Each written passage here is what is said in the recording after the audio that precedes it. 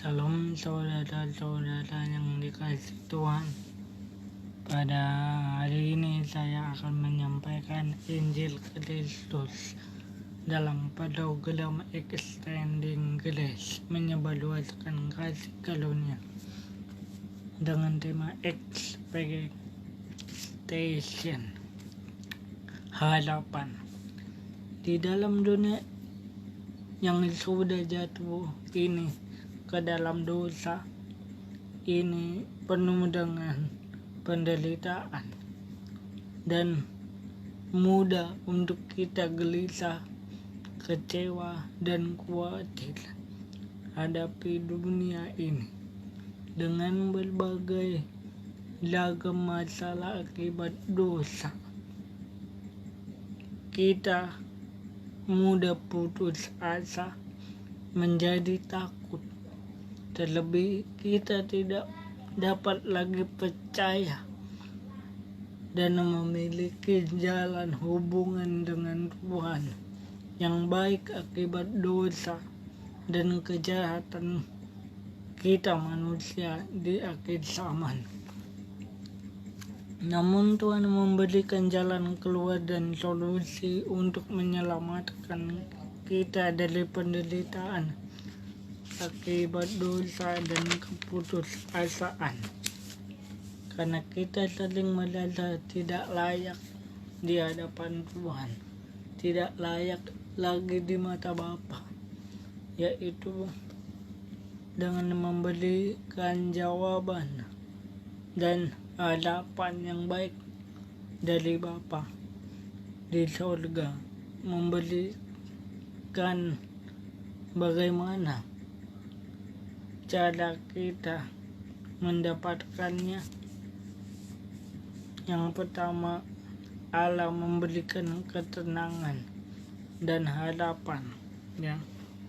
Di dalam Mazmur 62 ayat 5a, hanya dekat Allah saja aku tenang, daripadanya lah keselamatanku, ya. Ayat 5b, ya. Ayat 2b, ayat 6b maksud saya, hanya pada Allah saja kiranya aku tenang, sebab daripadanya lah harapanku, ya. Dikatakan di sana di 5a, Yesaya 62 ayat 6, ayat 6 ini maksud saya, ayat 6a, hanya dekat, hanya pada Allah saja kiranya aku tenang, sebab daripadanya lah harapanku. Ayat 7, hanya Dialah gunung batuku dan keselamatanku, kota bentengku, aku tidak akan goyah. Ini salah penulisan saya tadi, ya. Kalau di Alkitab buku ditulis ini ayat 6 dan 7. Ini saya dari handphone, makanya saya tulis 5 dan 6, ayat 5 dan 6. Kalau di manual book ayat 6 dan 7. Jadi yang pertama di manual book itu ayat 6 dikatakan hanya pada Allah saja kiranya aku tenang, sebab daripadanya lah harapanku. Jadi yang pertama, Allah memberikan ketenangan, Allah memberikan harapan. Dan ayat 7 di manual booknya Alkitab berkata Allah gunung batu dan keselamatan kita. Jadi dialah gunung batu keselamatan saudara dan saya. Definisi kata harapan dalam bahasa Yunani Tipka, ya, tikpa dalam bahasa Yunani, tikpa dalam teks Inggris expectation, yang artinya kerinduan, ya, atau harapan tentang sesuatu yang terjadi di masa yang akan datang. Harapan itu sesuatu yang belum terjadi tapi akan terjadi di masa yang akan datang. Itulah hati harapan.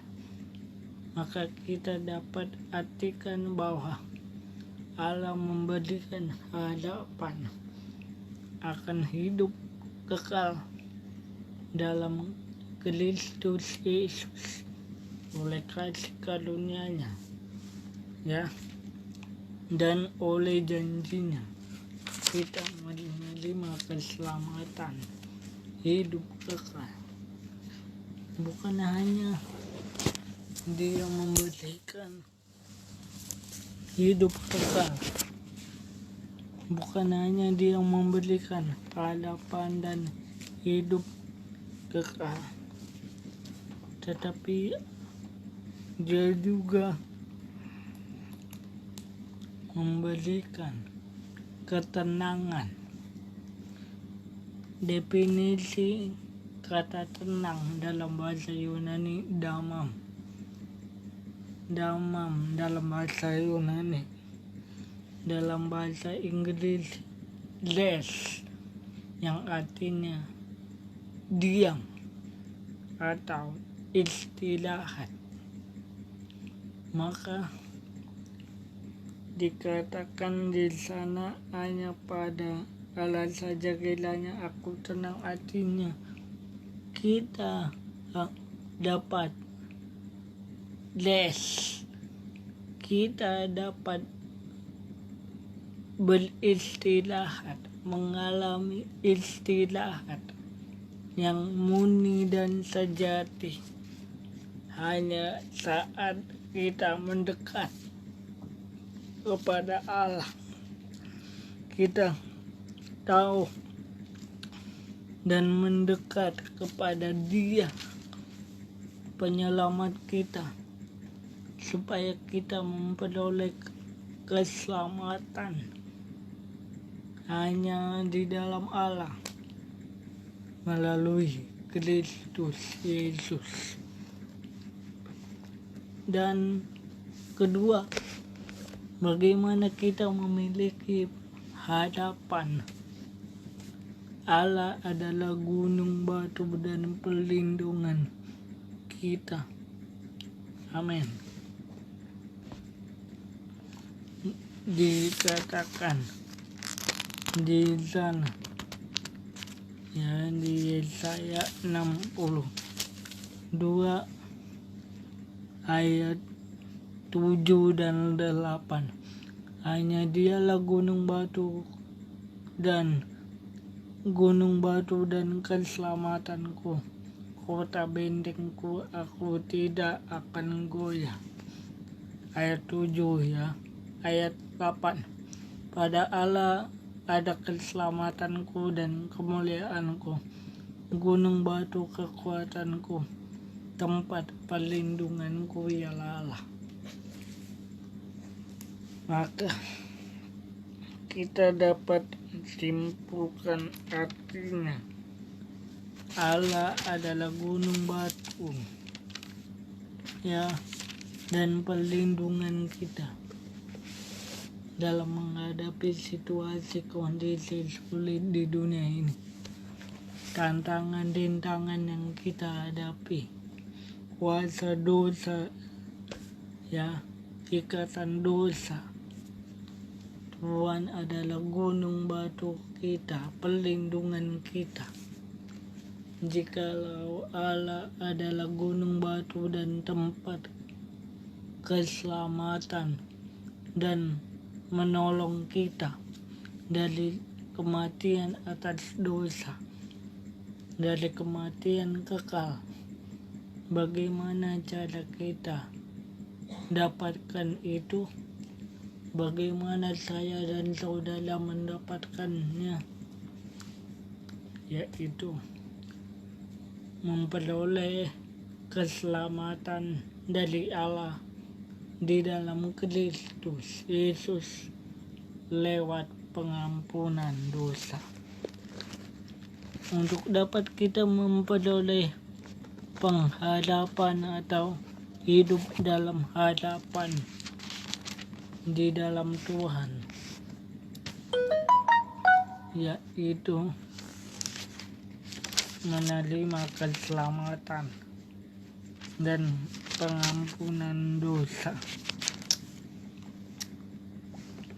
Lukas 1 ayat 77, untuk memberikan kepada umatnya pengertian akan keselamatan yang berdasarkan pengampunan dosa-dosa mereka.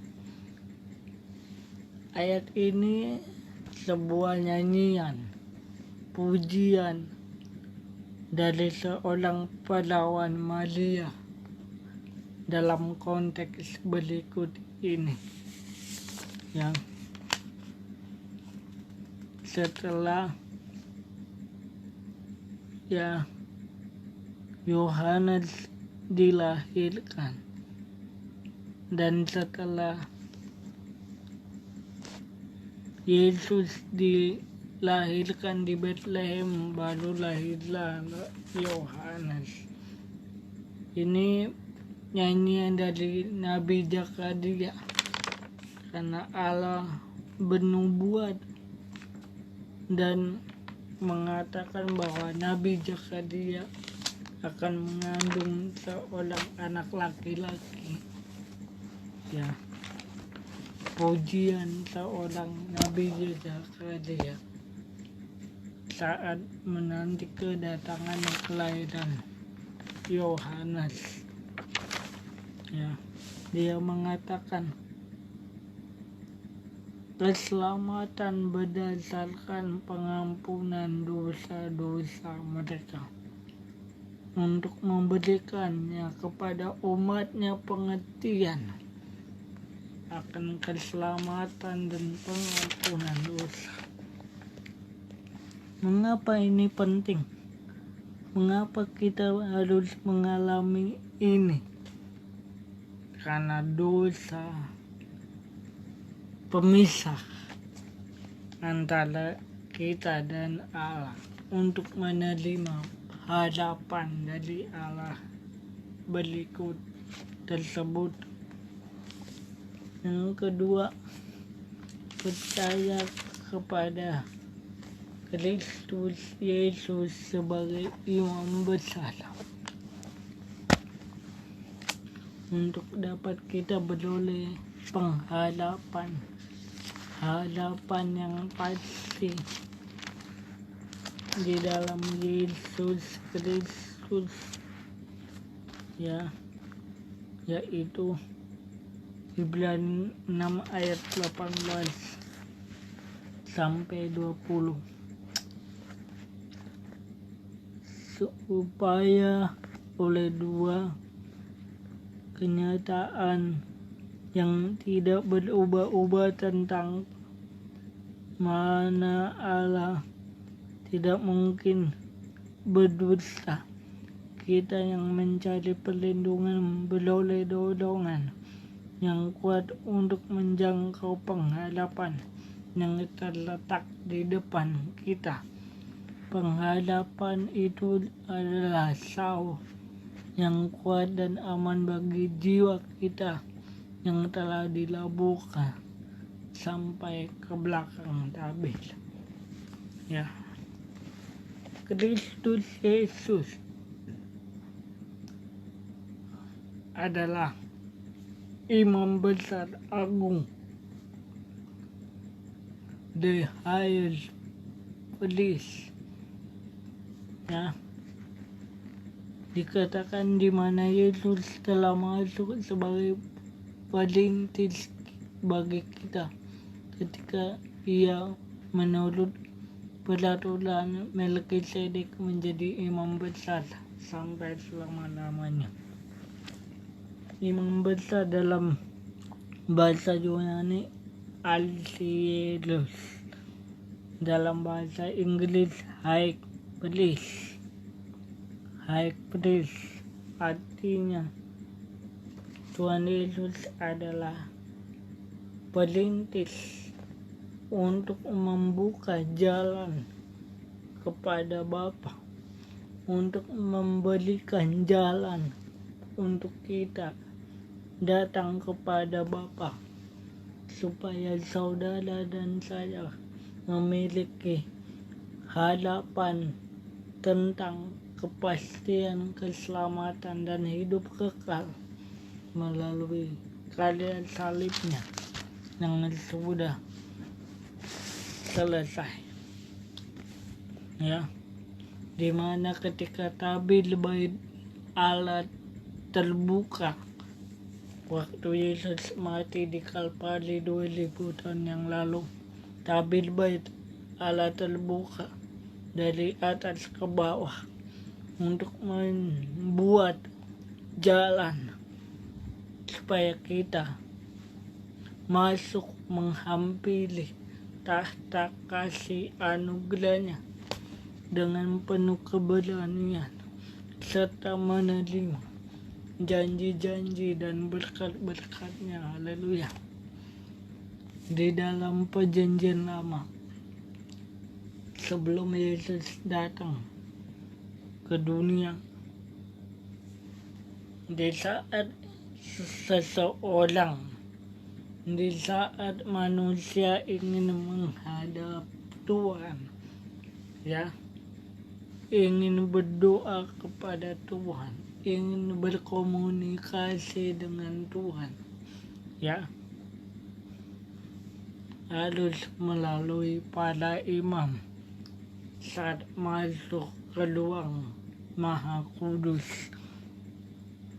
Dan itu tidak boleh asal-asal masuk ke ruang Maha Kudus.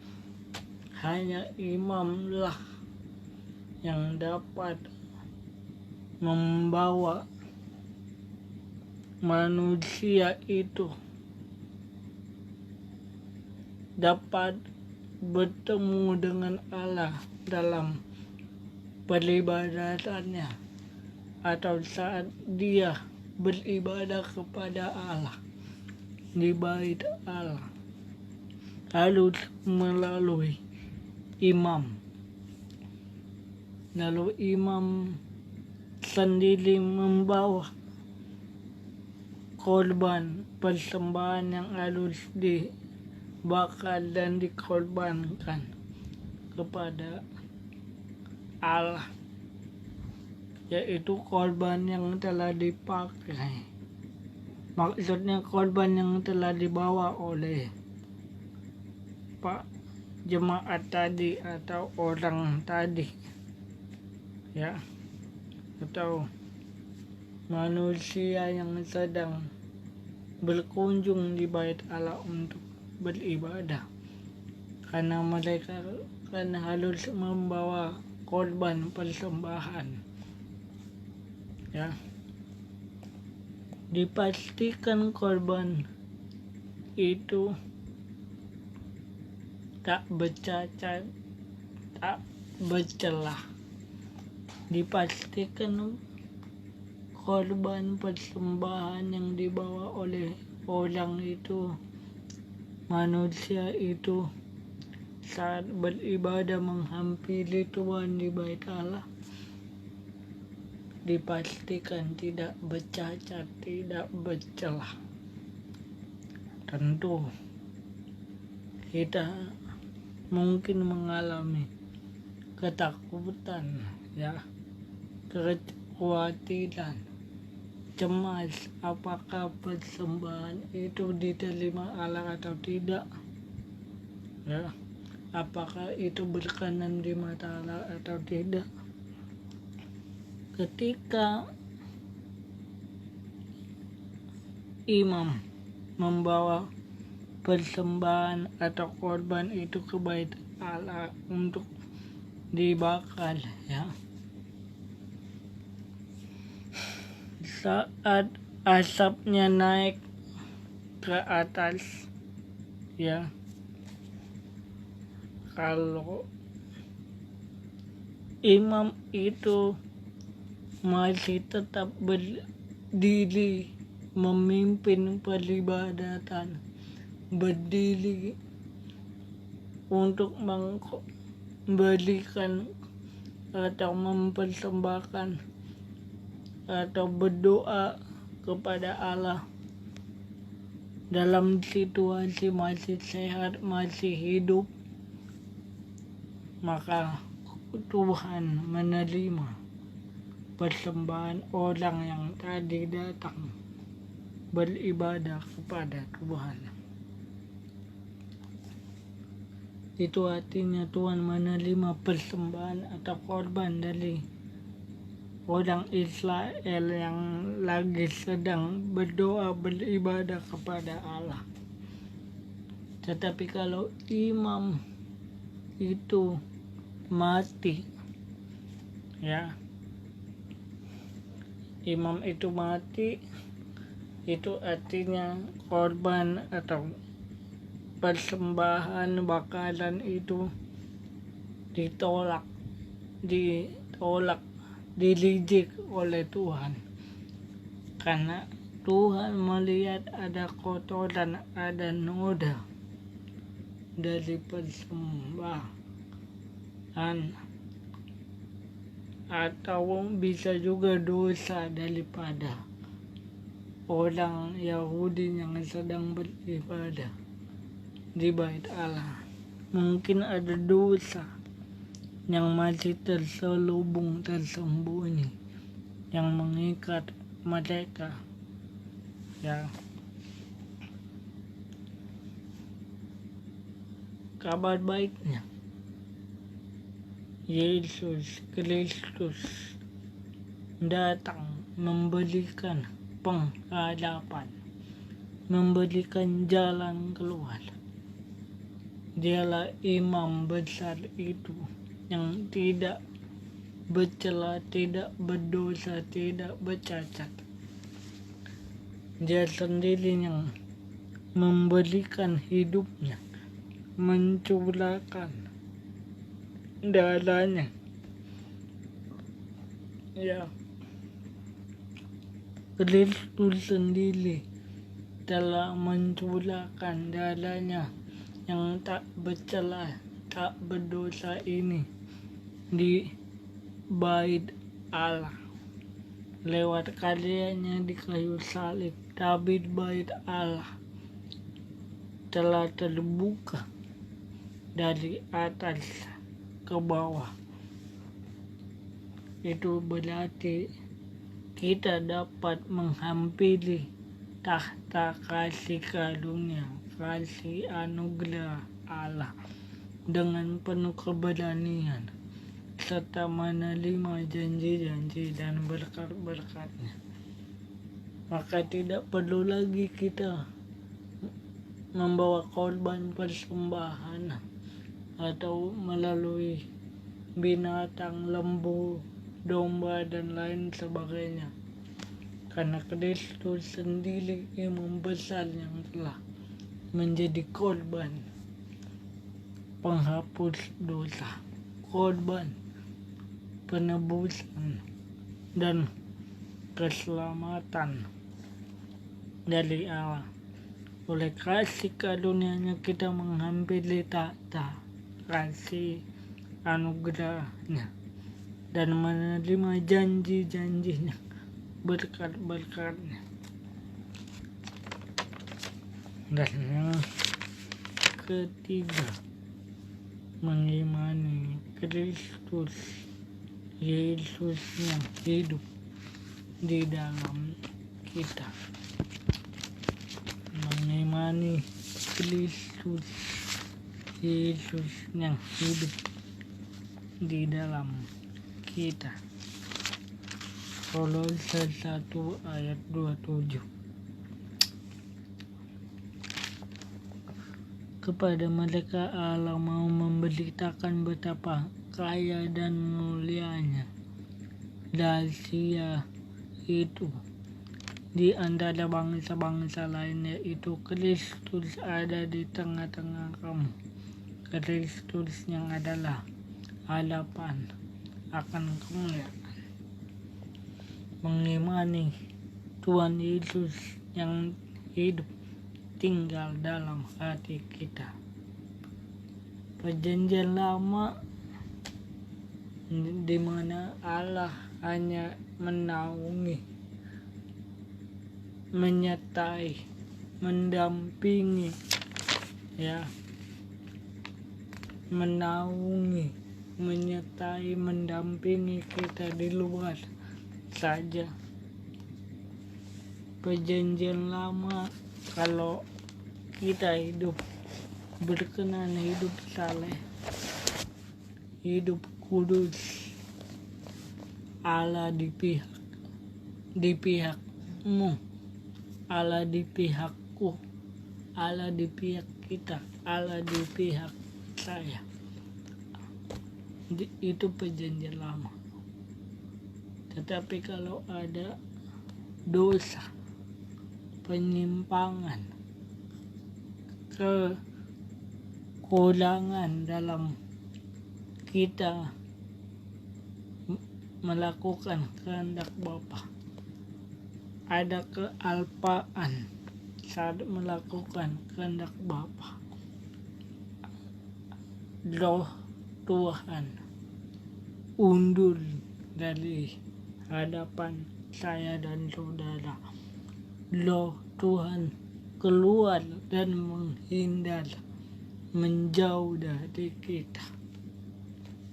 Tapi di perjanjian baru, Roh Allah di dalam Kristus Yesus hidup tinggal dalam hati kita selama-lamanya. Kristus di dalam kita adalah hadapan dan kemuliaan. Christ in you, the hope of glory.